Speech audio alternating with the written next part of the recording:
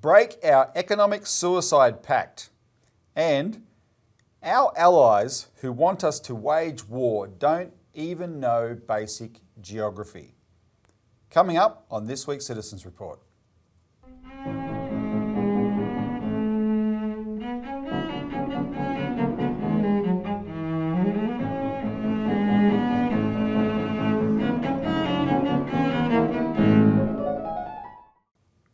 Welcome to the Citizens Report. It's the 24th of June 2022. I'm Robert Barwick and I'm joined today by Citizens Party researcher and Australian Alert Service editor Richard Bardon. Welcome, Richard. Thanks, Robbie. In this week's Citizens Report, we're going to discuss our electricity system as a feature, one feature of a general economic disaster that we call our economy, and contrast it, Richard, to the countries who don't have an economic suicide pact. And on a similar vein, we're going to talk about the expansion of a military alliance from one part of the world into another part of the world while keeping the same name. Anyway, it's ridiculous, and we're going to take it on.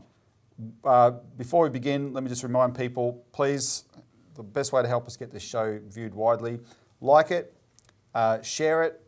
So if you're not a subscriber, subscribe to the click the subscribe button and click the bell icon so you can get notified of new shows, and make comments, right? We're happy to engage in the comments, and that helps get more attention as well. Also, before we begin, update on the Postal Bank campaign. Now, we're not going to be talking much about the Postal Bank today in the show, and regular viewers will be very familiar with the policy proposal. But what we are going to be talking about in economic terms is related to the Postal Bank, because we need to go back to public institutions and a public sector, right? A public part of the economy that makes sure the economy works properly, and that's an important part of it. But it's the 24th of June. In a month's time, Parliament will sit for the first time under the Albanese government, and we are going to force this Postal Bank onto the agenda. There's widespread support for it across all the parties. It's just that they're not going to lead it. We have to lead it. And we've done a number of shows in the last few weeks pointing out things like there's 576 communities that have lost their last bank, right? We have a flyer. Please participate in this campaign. Look back through our last shows. We'll do a release on this next week. You can see it on our website. But we need people to order our flyers, take them to your communities, walk the main shopping strip, give it to everyone there, take it to every post office you see. Give them the flyers. You want all the licensed post offices to see this flyer, and so we can build grassroots awareness of the policy and feed that up into what's going to happen in Parliament. From our office, we'll be contacting members of Parliament.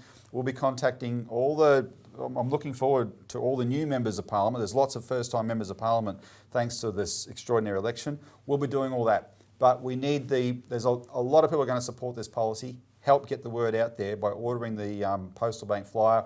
You can get physical copies, you can send it around, share it online, etc. Help get the word out there. And in that vein, I want to play a quick video. I spent the weekend last week, Richard, in our home state of Queensland. Why do we live in Victoria? We're mad. And I met with the state MP, Robbie Katter, the son of Bob Katter, to talk about the Postal Bank, because the Katters are massive supporters of the Postal Bank, and in fact Bob Katter intends to introduce the legislation for a Postal Bank. So I met Robbie, and then we went into what's called the Red Room of the Queensland State Parliament, which is the old upper house, which they abolished back in the 1920s or so. And Robbie's just put up this post on his Facebook page from the end of our meeting. Have a look. So I'm here in the old Senate room of Queensland Parliament House, which I think tells us that sometimes some of the old ideas were good ideas. And I'm here with Robert from the Citizens Party. He talks, telling us about the Australia Post Bank idea, which can help save a lot of these inland towns. Tell us what you're doing, Rob. Well, we've written a bill for a post office bank, turn Australia Post into a public bank, a public people's bank, right? Like the old Commonwealth Bank was. Yeah. The Commonwealth Bank started in the post offices. There's the private banks are shutting branches all around Australia. Plus, there's not enough funding for economic development, especially in regional Australia. Yep. A public bank can fill that void. Even buying a house, you can't buy a house for business in small towns anymore. Very, very hard. Exactly. The private banks in Sydney and Melbourne make those decisions to cut you off from credit. You can bank locally. The credit that's the basis of your deposits can come back into the local area and keep the regional towns alive, fund economic development, force the private banks to compete. If the private banks don't want to lose all their customers to a public bank like this, they'll have to lift their game as well.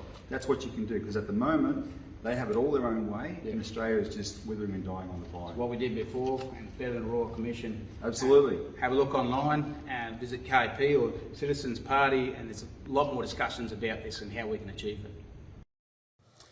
All right, so they're fired up, and we need the public fired up as well. All right, so anyway, let's get into the show now. Keep an eye on our website for the updates on that. First story, first item, break our economic suicide pact. We could probably debate this, Richard, but I would say that the catastrophe that is Australia's electricity system is probably the clearest proof of the disaster of neoliberalism in Australia. Oh yeah, I can't think of anything that's just so pervasive that's any worse. No, exactly. We have committed economic suicide, and I'm going to. Well, we don't have to prove it. If you need it to be proved, then go watch a different show. Sorry, no, keep watching the show. But come on, get with the program.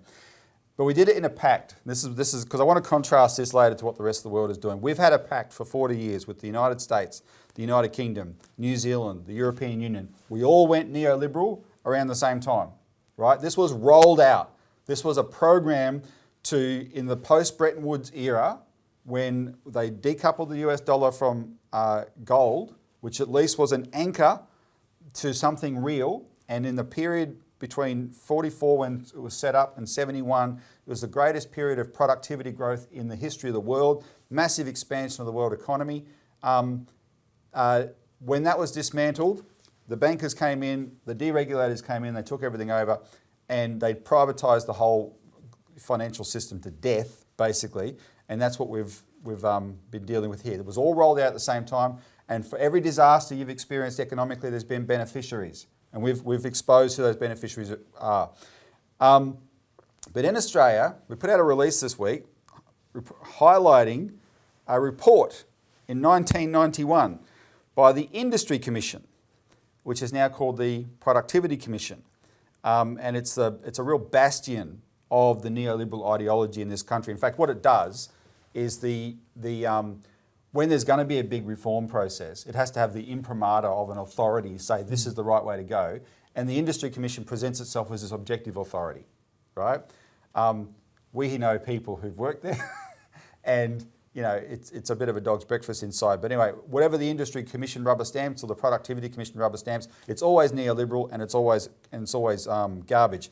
So in 1991, they kicked off the whole process with a report called Energy, Generation and Distribution. That was the name of the report. And I want you to compare the crisis today that you've been living with electricity and you've been hearing about and we're surrounded by, compare it to what this report said were the problems back then. But just before we do that, let's just recap what we're dealing with today. Richard, just remind the audience what are the problems that we're dealing with, which they already know, but let's go through them. Well, we don't have an electricity market at the moment because it collapsed. So the energy market operator had to move in and seize control of the generating capacity because power generators were pulling their supply out of the market, driving prices up, allegedly. And that's according to members of the government, including the Prime Minister. So they actually said this was gaming. Gaming the system.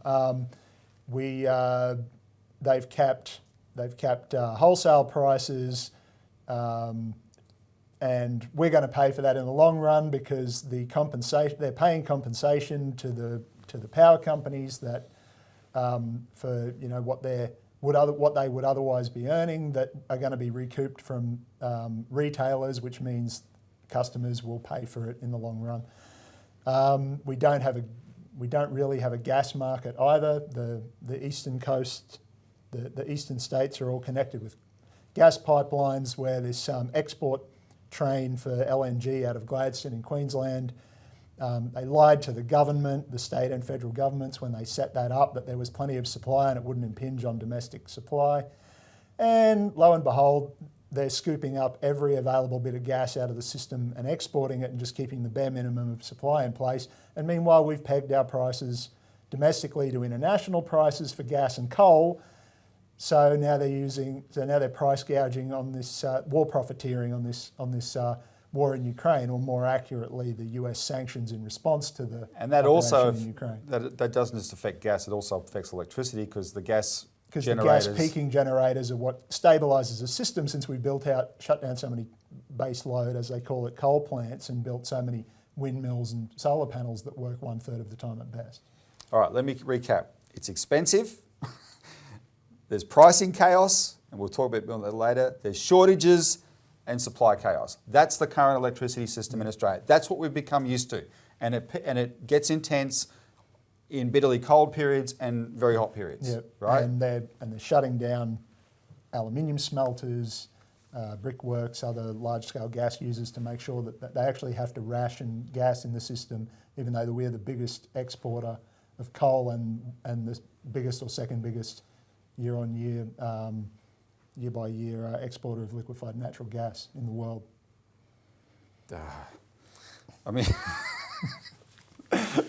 sorry. You know, we're mad, Australians. We are mad. Now, we have to face up to that. Okay, so 1991, this report comes out. What were we're going to talk about what they identified as the problems then, but let's talk first about what actually was the electricity system in 1991, or 1990, when Paul Keating commissioned this report. First of all, it was all state-owned, state-controlled, either by boards or commissions, right? Victoria had the SEC, State Electricity Commission. Queensland had multiple boards because it's such a big state, so that it was decentralised into different boards up in Queensland. But that was Australia-wide. It was always, and that wasn't a new thing. This is an issue with neoliberalism. I think people have to reflect on. We've lived in a 40-year period where we've come to accept this as normal. No, this is an aberration from what was normal. For over a century, we had state-owned electricity assets, right? So state planners, terrible term to all you free marketers. No, it worked. State planners decided we're going to need this much power. We need to invest in these assets here, here, and here, because that's where we can produce the power. Places like Tassie, they built hydropower, right? The most renewable power in the world. They built it. They had lots of electricity. In the 60s, the electricity, Tas Hydro, the Hydroelectric Commission Tasmania, used to encourage consumers and give them discounts to buy the most energy intensive things like space heaters as they could to suck up all this power. Yeah, all the new modern appliances. Go and buy them and get a rebate from us because we've got all this power. You used to go buy your white goods at the power company, right? Because they wanted people to consume this power. They had so much of it, and it was cheap. They operated and they set the prices to cover the costs. Yep. Right, here's the costs, and it came through either government investment, bonds, or whatever. There's some of it might have had an interest rate tag. Here's the cost to cover all that. Work it out what the consumer has to pay. That was the price of electricity. Yep, and they brought in heavy industries like aluminium smelting and other things. Which is why Tassie again had big companies, paper mills, aluminium smelters, paper mills, down in Tassie because it had so much power. Yeah. Victoria was the centre of Australia's manufacturing. Yeah, Victoria did the same thing with the brown coal plants out in the Latrobe Valley. Yep. So that was the system that we had. So what were the problems that led to this report? What did they say? Okay, we have a problem here. We have to address this problem. Dire problems. Dire problems. Well, I wrote ostensible. You're sarcastic. All right, there were three. I kid you not, they identified 3 problems that must be addressed by a report. The system, essentially, this is the overarching problem, the system they claim was not efficient enough. Even though the report acknowledged, Richard, that Australian electricity prices compared favourably with the rest of the world, i.e. we're in like the top 5 of cheapest electricity globally. right? Compare favourably, yeah, we were kicking butt, right? So, we're still not efficient enough. What do they complain about? Overcapacity, right? You had a lot of excess capacity that could be brought online. Now, I have a thing about overcapacity. Accountants and bankers see it as a cost. Engineers see it as planning for the future. That's what overcapacity is. The greatest example of overcapacity in Australia was the Sydney Harbour Bridge in 1932. There's 8 damn lanes on the damn thing. I read, this may be wrong. And 2 train tracks. And 2 train tracks. I read somewhere once that you could, at the time they opened it, you could fit every car in Australia on that bridge. Right? Certainly every car in Sydney. Certainly every car in Sydney. But look at it now. Dr. Bradfield planned for the future, right? The cultural outlook was planning for the future. So by the time the late 80s are coming around, in 1990, well, that's now overcapacity. So overcapacity, there were too many employees in the industry. Too many. Too many people had jobs in the electricity industry. Too many people were electricians. Too many people were engineers. Too many people, right? None of them, Richard, though, were salespeople calling you up in the middle of your dinner to ask if you want to change your electricity supplier. They didn't employ any of them. No, funny that. Right? These were all technical people that they employed, but there were too many of them. And the third problem was cross-subsidisation. Now, so cross-subsidisation basically means that the way that the pricing works is this particular group of consumers, they're paying prices at a rate that allows this other group of consumers to pay slightly less than they otherwise would, right? And there were 2 examples of cross-subsidisation. Industry somewhat subsidised consumers, residential households, and cities, because much bigger populations. And higher income. Somewhat subsidised rural, well, I'll tell you why they subsidise the rural consumers, regional communities, is because a lot more poles and wires required to get it out there. And if you structured the costs just to cover the specific costs of getting electricity to your front door, no one could ever afford it, right? But one of the hallmarks of neoliberalism was this accounting approach where everything was regarded as cross-subsidisation, right? And any example of that, we've got to get rid of. Meanwhile, these people like the Industry Commission and the bean counters are the grossest example of parasites being cross-subsidised by the rest of the economy, right? Anyway, so these are the 3 things. Overcapacity, too many employees, cross-subsidisation. They were the problems of Australia's electricity system in 1990. And the report said this, quote, "It is imperative that they meaning electricity and gas, it is imperative that they function as efficiently as possible. If they perform poorly, the international competitiveness of major industries is undermined and our standard of living will suffer. The electricity and natural gas supply industries have not been performing to their full potential." I mean, this was an ominous warning, right? We're in trouble here, folks.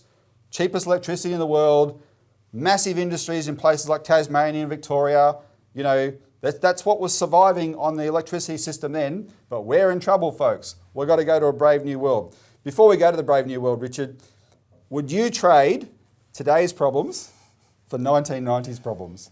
Gee, let me sit down for a while and think about that, Robbie. Ask the viewer, would you trade today's problems in electricity for what I've just described to you drove this damn Industry Commission report in 1990? It was the reason Paul Keating referred to the electricity system in 1990. Yeah. Standard of living will suffer. Well, gee. Look what we're dealing with now. Well, so what did they recommend? Basically, overarching, corporatisation and privatisation. That's what they recommended. And by recommending that, it gave the imprimatur of an economic authority that then all the state governments and the feds, but states had responsible for electricity, they could all use as their excuse. And by then the state governments were becoming very ideologically neoliberal because there had been an operation to take over Australia, right? There had been, we've documented this thing called the International Think Tank, headquartered in London, called the Mont Pelerin Society. And it spun off all these think tanks around the world set up by this guy, Anthony Fisher, that you've written about. The Atlas Network. The Atlas Network, right? And they infiltrated every country. And in Australia, it was the Tasman Institute, the Institute of Public Affairs, the H.R. Nichols Society. Those kind of think tanks were set up. And they took over the Liberal Party and the Labor Party. In the Liberal Party, they did a purge. They said anyone who opposed this was called a wet. And they were called the dries or the economic rationalists. And the wets were literally purged out of their seats in Parliament, right? Got rid of them all. And this is when the generation that came out of these think tanks like Peter Costello, etc., came into power. And in Victoria, it was Jeff Kennett. They all had when they had this agenda to take down start privatising everything. And in the case of electricity, they had the imprimatur of this report. So this report recommended corporatisation and privatisation. They made these promises. I want to list them. I identified all these promises come out of the summary and recommendations of the report. So pay attention. They said national output would expand by around $2.2 billion annually. And essentially that was their price tag on what they called the inefficiencies, right? Those extra employees, the extra capacity, the overcapacity, all that up to $2.2 billion annually at a time when $2.2 billion was real money. It doesn't seem as much today. Anyway, that's what they promised. And then they said this, quote, but even if the benefits were overstated by 50%, the conclusions would be unchanged. Reform of the electricity and natural gas industries can yield substantial benefits to the economy as a whole. And then they went on. The analysis suggests that in the long run, improvements in productive efficiency would result in a decrease in average electricity prices. And then finally, in the longer term, the Commission expects that greater efficiency would lead to considerable decreases in overall costs with consequent savings for users and the community generally. So now, it's 31 years later. What I want to know, Richard, do you think that qualifies as the longer term? The long run, the longer term? Oh, it'll do. 31 years later, did any of this come true? Not even a little bit. Exactly the opposite. Exactly the opposite. I mean, that's what people have to take stock of here. Exactly the opposite. So what happened? They started corporatisation first. I mean, I know more about Victoria because I was living here then. There was, the electricity generator. It was all the SEC, right?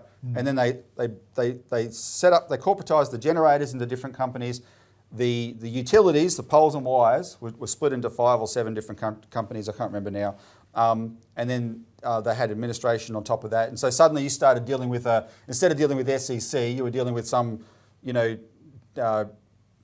company with a funny name, right? That serviced your area, right? That sort of thing. And then they created a whole layer of retailers. Yes. On top of that don't add anything to the process except, according to the Grattan Institute in Melbourne here, which is itself a fairly neoliberal outfit, but even they said, look, this just added 30% to the cost of electricity bills through hiring all these extra people and all the marketing they do.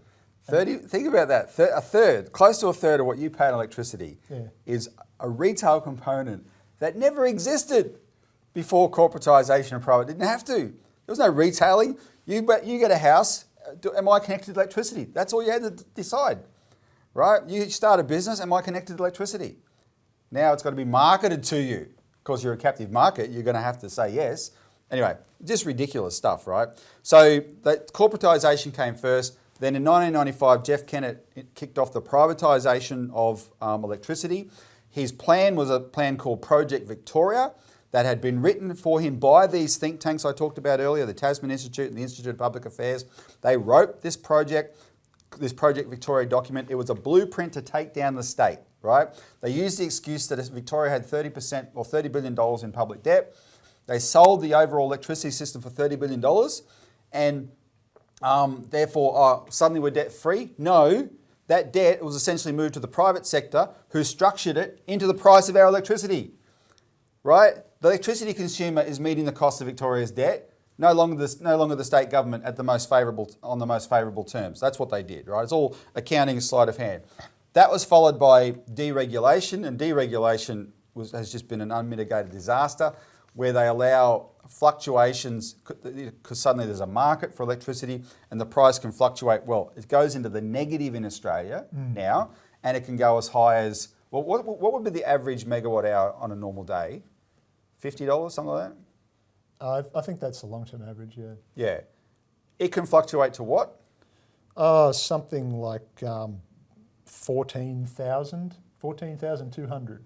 I remember when I first read that figure. Megawatt hour, I think it's the current cap. That's the cap, 14,200. And when I first when we saw this set up in we saw the information first. I remember in the early 2000s, because it coincided with the blow up in California of its electricity deregulation on the back of the crimes of Enron. This company called Enron, and we had been, working with people who were trying to expose what was going on there. But what they called deregulation in America had allowed a cap that took the wholesale price from $30 or something. It was capped at $750 a megawatt hour. Australia turns around and deregulates and sets a cap at $14,200 a megawatt hour. That's how much you're getting screwed, and that's priced in half-hourly increments, right? So in any given half hour, your provider can be paying $14,200 per megawatt hour for that electricity, and they've got to find a way to pass it on to you. Yep. Which is what all these smart meters are about. Well, at the end of the Gillard government, the minister then, Martin Ferguson, he actually proposed that they should deregulate retail pricing because of smart meters, so that the consumer could pay those direct prices. And they'll tell you, "Oh, see, the megawatt hour is cheaper." Yeah, but that's on a normal day. They're not going to tell you it's going to spike to $14,200 and you'll be paying that directly into your bill, right? Anyway, then they set up the national electricity market. The national electricity market was just an excuse to not have to keep investing in the expansion of the infrastructure, right? Oh, instead of building more capacity, let's just run interconnectors. Glorified extension cords over the borders, and allow a market.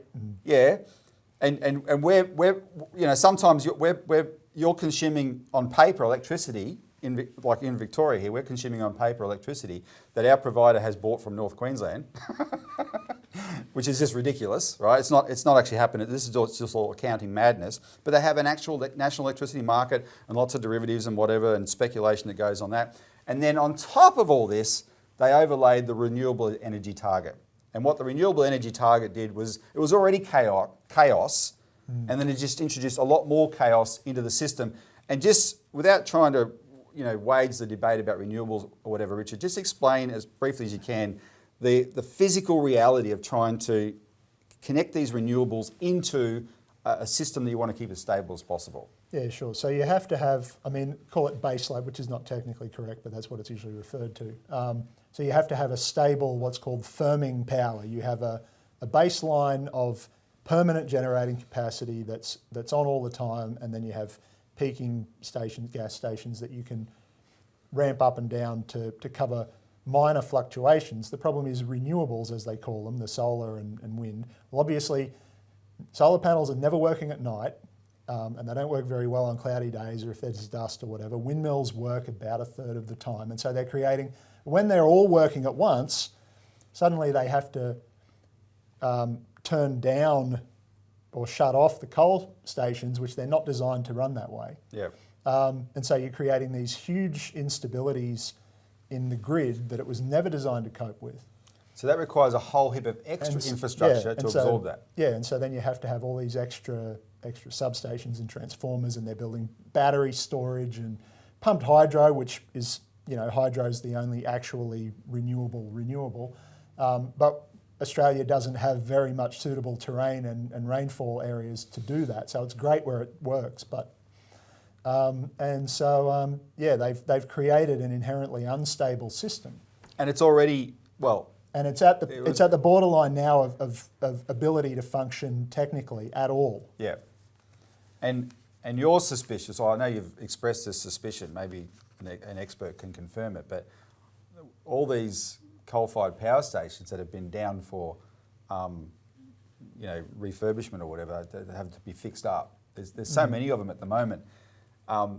If the ones that are genuine, because there may be some gaming of the system, but the ones that are genuine, these things could be wearing out because of this having to be turned on and up and down all the time because of this switched problem. on and off. It's like, if you're driving around the suburbs in a manual car and you take off like a horse at the gate every time you get out of a red light and get up to the speed limit as soon as possible and then drive up to the next light as close as you can before you slam on the brakes and run down the gears again. So you're in a hire car. Yeah. Then that's what they're doing to these generators that were designed to run at about 70-80% of their total capacity permanent, just constantly. Yeah. And the other thing that's happened is, so you referred to it before, what's happened as a consequence of this? Industries have shut down, right? These big energy intensive industries, they've shut down. We've got what have we got? 1, maybe 2 aluminium smelters left, right? And just let me divert for a second here on aluminium smelters. This was the development of an aluminium smelting industry in Australia was a big deal. In 1970, the John Gorton government looked at this and they set up a public credit institution called the Australian Industry Development Corporation, specifically to borrow at the government's credit rating and interest rate to invest in smelting. Why? Because they had done a study to show that we were the biggest bauxite exporter in the world because we had the biggest bauxite mine in the world in Weipa in Queensland, but we were robbing ourselves because if you exported, this is $1970, you exported 1 million tonnes of bauxite, you earned $5 million. If you processed that 1 million tonnes once into alumina and exported that, you earned $27 million. If you processed that into aluminium and exported that, you earned $125 million. Yeah, just aluminium ingots. Ingots. And then if you processed in the aluminium products, the final products, if you made them here and exported those, that 1 million, that 5 million was now $600 million. That's what we were foregoing by not processing aluminium in Australia. So they said, we're going to invest in this. And we put aluminium smelters. They sprang up, didn't spring up everywhere. They're very energy intense, but we had a whole bunch of them, right? And they've all been knocked out because of this electricity pricing, right? We're going back to being robbed, in other words. Just bear that in mind, right? And remember what they said in 1991?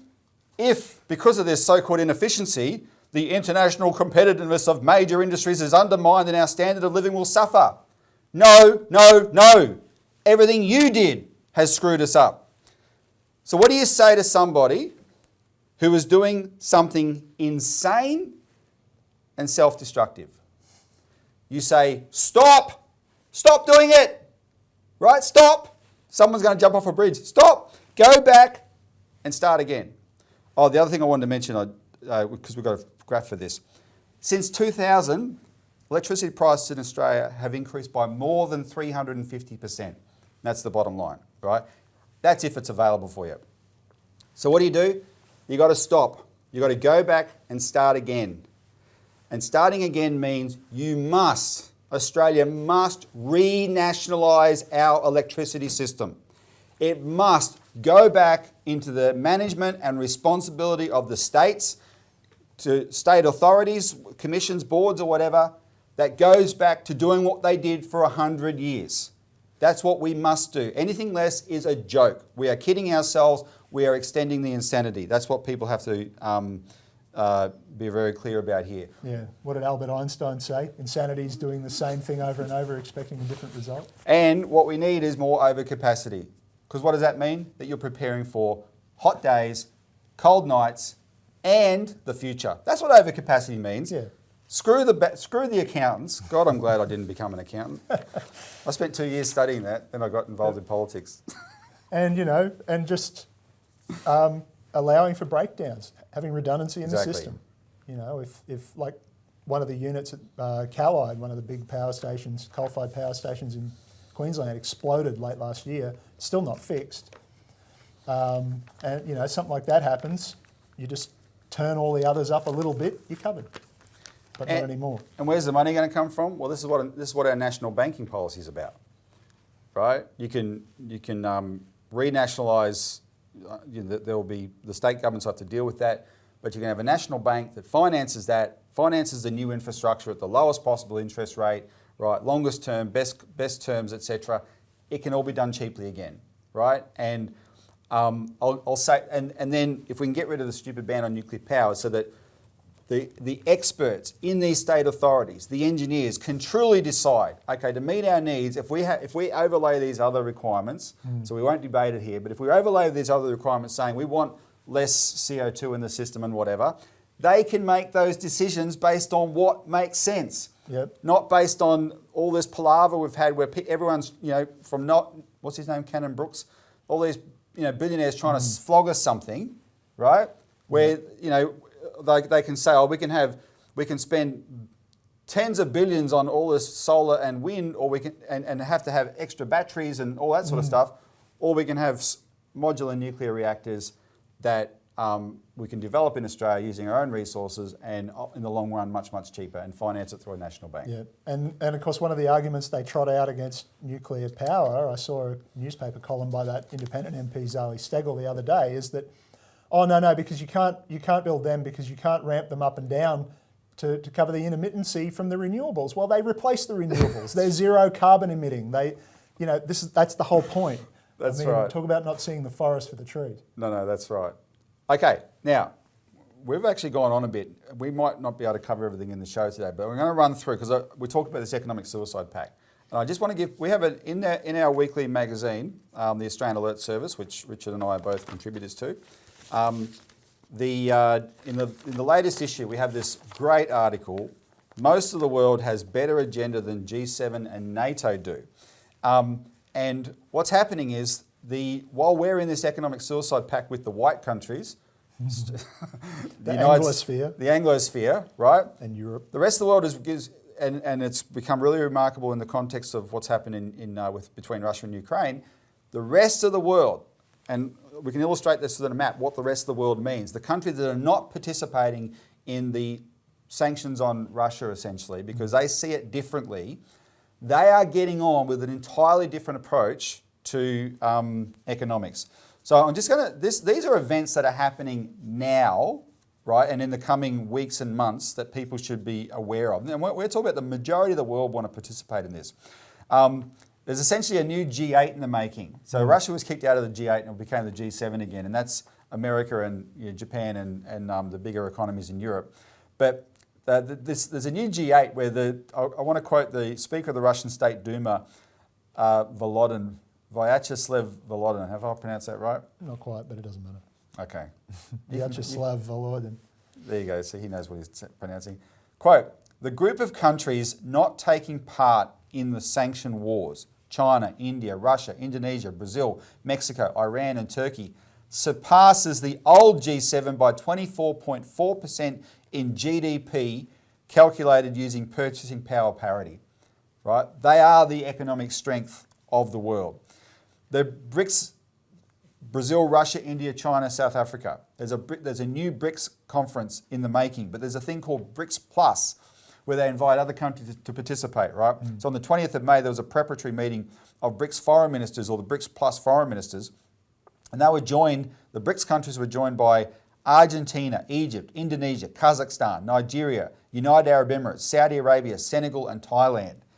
They want to participate in those kind of economic forums, and these the next BRICS summit is called, China come up with this name, quote, foster high quality BRICS partnership, usher in a new era for global development. We're all drowning under inflation and collapsing physical economic structures like our electricity system. They're ushering in a new era of global development. On 26th of May, the presidents of 5 Eurasian Economic Union countries, so there's the Eurasian Economic Union, their presidents, and they're from Armenia, Belarus, Kazakhstan, Kyrgyzstan and Russia, they took part in the first Eurasian Economic Forum in Kyrgyzstan on, quote, the title of that was called Eurasian Economic Integration in the Era of Global Shifts, New Investment Opportunities. And the former Prime Minister of Belarus, who's the chairman of the board of the Eurasian Economic Commission, Mikhail Myasnikovich, told the forum it was urgent for the Eurasian Economic Union to discuss development, quote, of not only trade and payment in national currencies, but construction of an independent monetary system and independent currency system.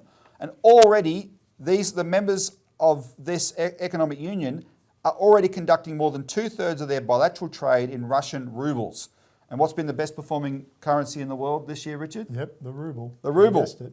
Right? All this sanction stuff is blown back in the West's face. Yeah, it was supposed to collapse it, and instead it went up. It's about by about half. Because what they deal with is real, right? I mean, it's very real, oil and gas and whatever.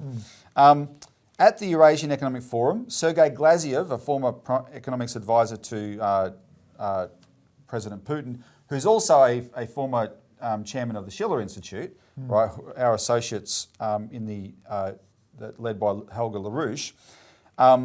He said that he expects the creation of, quote, a new world settlement currency based on an international treaty within the next few years. Its purpose will be to promote trade and cooperation. And we were talking about a replacement for the US dollar. They had the St. Petersburg International Economic Forum held in St. Petersburg on the 15th and 18th of June under the motto, I love that, I'm reading the titles of these events because people need to see where they're going. Quote, new opportunities in a new world. That was attended by 130 countries, that event in St. Petersburg.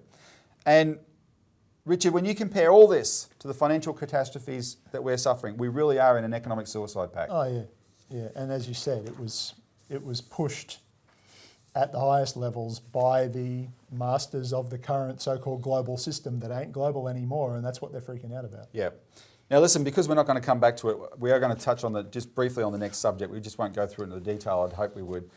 You've written an article about it. So the next segment is called Our Allies Who Want Us to Wage War Don't Even Know Basic Geography. And what we're talking about is NATO. And who's going to NATO? There's a NATO summit in Spain next week. Who's going? Yep. Anthony Albanese has been invited.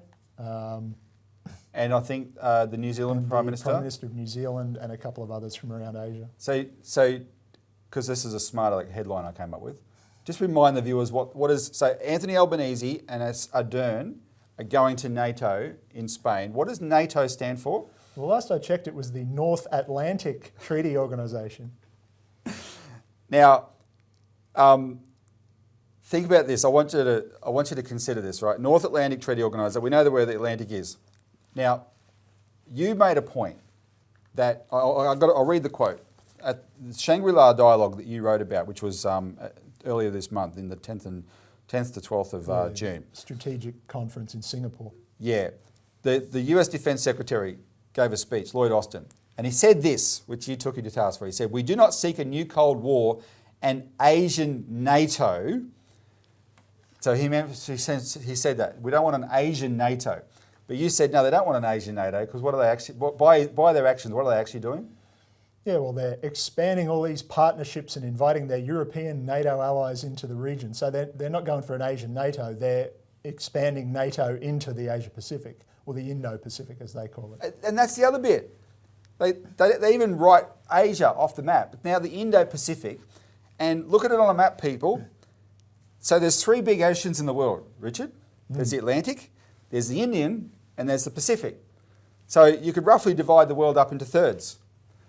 They've already controlled 1/3, the Atlantic, NATO, and now they're expanding in the Indo-Pacific. They want to control the Indian and the Pacific. That's the other 2/3. They want to control the whole world and still keep the name NATO. They're just expanding NATO into our part of the world. And I mean, let's be blunt, the Chinese Secretary, Defense Minister was there. He gave a speech. There's only one conclusion we can draw where this is heading. Yeah. No, if we keep going, NATO and us, if we keep going the way we're going, then we're going to end up in a nuclear war with China. That's it, because they've just said, no, we are not going to tolerate interference in our affairs. We're not going to tolerate infringements on our sovereignty, and that includes the question of Taiwan. Because he said we are and have been doing everything we can to resolve this peacefully. This is a relic of the Chinese Civil War from the 40s. Yep. And if it wasn't for American interference, it would have been solved decades ago. Yep. Yeah, he said anyone who dares interfere with Taiwan, he says, we will fight to the end, no matter what it takes. And the rest of that speech, that's what he said at the end. The rest of that speech was a really positive speech that reflected what I went through earlier about these economic cooperation opportunities. China, like the rest of the world, wants to get on with that. Our side, with whom we're in an economic suicide pact, I mean, we and our allies, we do nothing but talk about war, right? And the threat of war that we are creating because we are the expansionary power to defend what? To defend an economic system that's stealing your electricity on a daily basis. To defend the neoliberal system that's destroyed us, right? And these other countries, they're getting on with building real infrastructure and real economic development. And we really have to wise up, Australians. We have to wise up. And that's why it may seem simple, but I can assure you, we talk about things like a national bank and this postal bank policy because it is the beginning of the first death blow to neoliberalism. The core of neoliberalism was private banks not having any interference from government so they could loot at will, right? And the corporations are connected to them, etc. That's what neoliberalism allowed. That's what it created. And we will fight back by establishing a postal bank. It's a very significant policy. It has a lot of immediate practical implications for people. You'll have that we've gone through at great length, but what it can do to take on the private banking cartel globally, not just in Australia. Any bank backed up by the government can do that, and invest in our economic development so we can get off this neoliberal path onto a path that would make us want to cooperate with these Eurasian economic developments, right? That's where the world is going.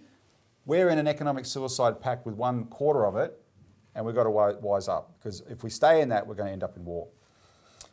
Anyway, I think we're running out of time. Richard, thank you very much for participating in those comments. Thanks, Robbie. Thanks to the viewer for tuning in. Keep an eye on our website for the updates on mobilising around the postal bank, and tune in next week for more of the Citizens Report.